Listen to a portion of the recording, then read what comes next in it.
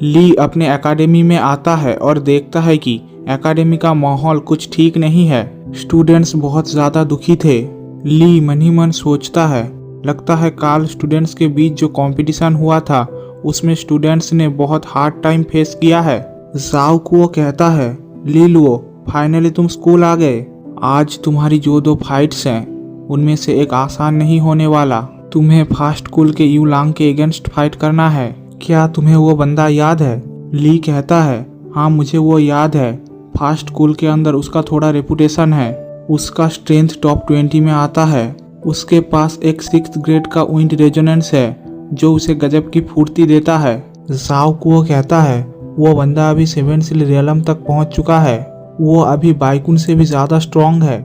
ली जाओ कुओ के कंधे पर हाथ रखते हुए कहता है, फिक्र मत करो, मैं उसे हरा सकता हूँ। एक स्टूडेंट ली के पास आता है और कहता है, ली लुओ बाहर तुमसे कोई मिलने के लिए आया है।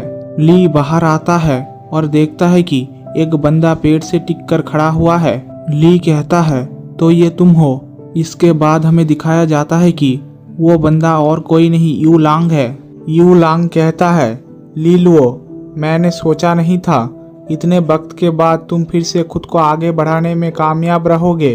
तुम फिर से अपने उस रेपुटेशन को हासिल कर रहे हो जो एक वक्त पर साउथ विंड एकेडमी में राज करता था। ली कहता है, तुम्हें इतनी बकवास करने की कोई भी जरूरत नहीं है। यू लांग कहता है, सोंग यूनफेंग मेरे पास आया था क्योंकि तुम्हारे आने वाले मैचेस में मैं तुम्हारा ओपोनेंट बनने वाला हूँ। उसने मुझे बहुत सारे पैसे ऑफर किए ताकि मैं तुम्हें इंज्योर कर दूं। ली कहता है, क्या तुम यहाँ पर सिर्फ ये बताने के लिए आए हो या फिर तुम मेरा फायदा उठाना चाहते हो? यू लांग कहता है, मैं यू लांग एक बुरा आदमी हो सकता हूँ लेकिन मुझे भी अपनी हद पता है। मैं तुम्हारा आभारी हूँ क्योंकि तुमने मुझे एक बार रेजोनेंस आर्ट के बारे में पढ़ाया था। अगर तुम्हारे पास एनफ स्ट्रेंथ नहीं है तो तुम मेरे ओपोनेंट बनने पर क्विकली गिव अप कर सकते हो। अगर तुम्हारे पास कोई हिडन स्ट्रेंथ है तो तुम मुझे इंज्योर कर सकते हो और स्टेज से बाहर फेंक सकते हो। इन दोनों सूरतों में ही मुझे सोंग यूनफेंग से अपना पैसा मिल जाएगा।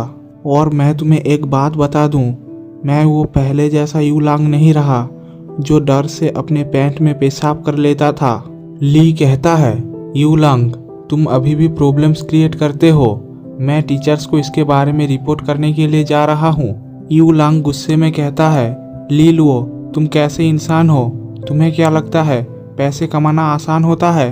तुम एक फैमिली का यंग मास्टर हो इसीलिए तुम्हें मेरी जिंदगी के कठिनाइयों के बारे में नहीं पता। ली कहता है, ठीक है अब तुम यहाँ से जा सकते हो। ये इन्फॉर्मेशन मेरे लिए इतनी भी इम्पोर्टेंट नहीं है, फिर भी तुम्हारी इतनी सारी बकवास के लिए थैंक यू। ली मन ही मन सोचता है, सोंग यूनफेंग की मुझसे लड़ने की डिजायर और भी ज्यादा बढ़ रहा है। मुझे पता है कि इसका कारण क्विंगेर है लेकिन हम दोनों के फैमिली का भी इसमें एक बहुत बड़ा हाथ है।